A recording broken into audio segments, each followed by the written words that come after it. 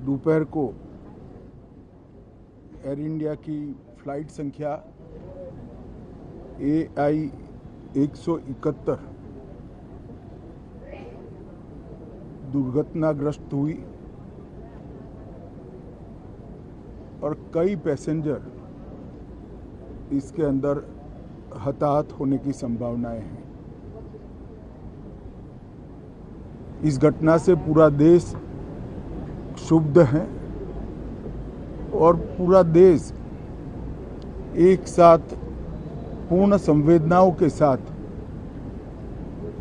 ये जो दुर्भाग्यपूर्ण हादसे में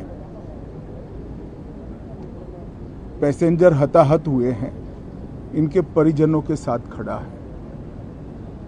सबसे पहले मैं भारत सरकार, गुजरात सरकार, भारत सरकार के प्रधानमंत्री जी और गुजरात सरकार की ओर से भी जो लोग हताहत हुए हैं, इनके परिजनों के प्रति गहरी संवेदना व्यक्त करता हूं। 10 ही मिनटों में हादसे के भारत सरकार के पास सूचना पहुंची। तुरंत ही मैंने मुख्यमंत्री जी, यहाँ के गृह मंत्री, होम डिपार्टमेंट के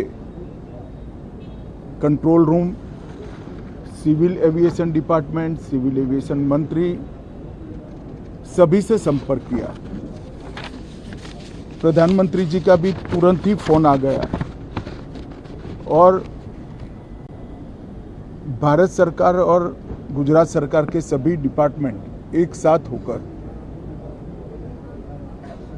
राहत और बचाव कार्य में लगे। इस विमान में कुल मिलाकर 230 यात्री देश के और विदेश के और 12 क्रू मेंबर सवार थे। इसमें से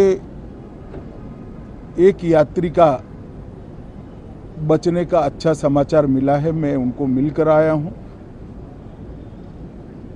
मृत्यु का आंकड़ा तो DNA परीक्षण और यात्रियों की पहचान के बाद ही अथॉरिटी अधिकृत रूप से घोषित करेगी,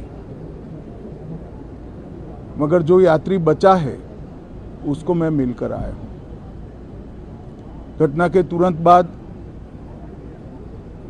गुजरात सरकार ने बहुत त्वरा से डिजास्टर मैनेजमेंट की सारी इकाइयों को अलर्ट करते हुए, चाहे हेल्थ डिपार्टमेंट हो, चाहे फायर ब्रिगेड हो, चाहे पुलिस विभाग हो, भारत सरकार की भी CAPF को संपर्क कर सभी ने एक साथ मिलकर राहत और बचाव का कार्य चालू किया। मगर 1.25 लाख लीटर ईंधन विमान के अंदर ही था और लगभग गर्मी, तापमान इतना ऊंचा हो गया कि किसी को बचाने की मौका ही नहीं मिला। अब मैं घटना स्थान पर भी जाकर आया हूं।